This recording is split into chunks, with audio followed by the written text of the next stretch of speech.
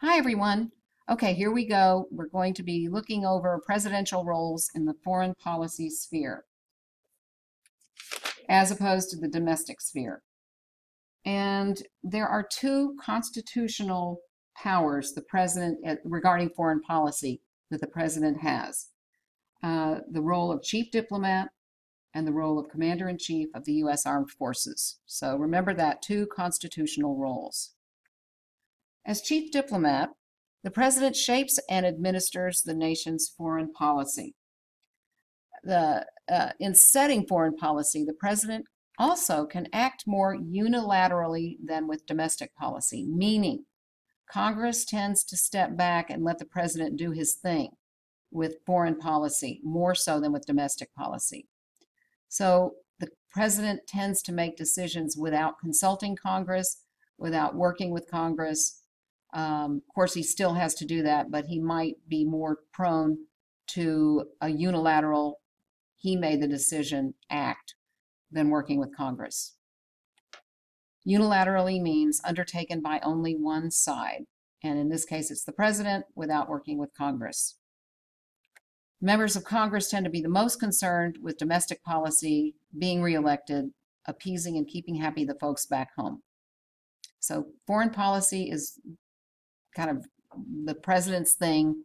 Presidents enjoy working with foreign policy because they do have less Congress intervention and meddling.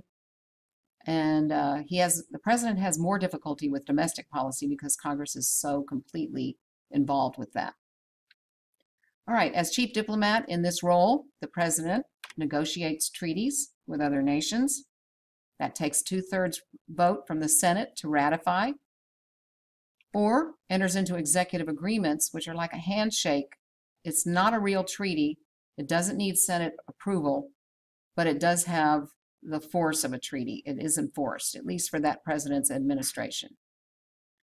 The president also appoints ambassadors to other nations as chief diplomat, hosts state dinners at the White House, recognizing other countries. That's a big deal when they have a White House state dinner, and they do that with nations that we recognize. So doing all of these things, he is acting as chief diplomat. Next is commander-in-chief. And as commander-in-chief, the president is the supreme military commander of the U.S. Armed Forces. That's the Army, Navy, Air Force, Marines, and Coast Guard. The president is supreme military commander and also decides when to send troops into battle. Although Congress only can formally declare war, the president can still send troops into battle. And the president sets military strategy in peacetime and wartime. Now there's some overlap between among the domestic and foreign policy roles the president plays. As chief executive, the president is the nation's leader in domestic and foreign policy. Appoints staff charged with developing this policy, determines how the bureaucracy implements the laws, the bureaucracy being the agencies and departments within the executive branch. As chief of state, the president is like the symbolic leader of the nation, like the king or queen. Ceremonial position. The president's image and authority promotes national unity to the world, gives a face to our nation. Next, we're going to talk about the president and the executive branch. So we're moving on, talking about the role of the president in the executive branch.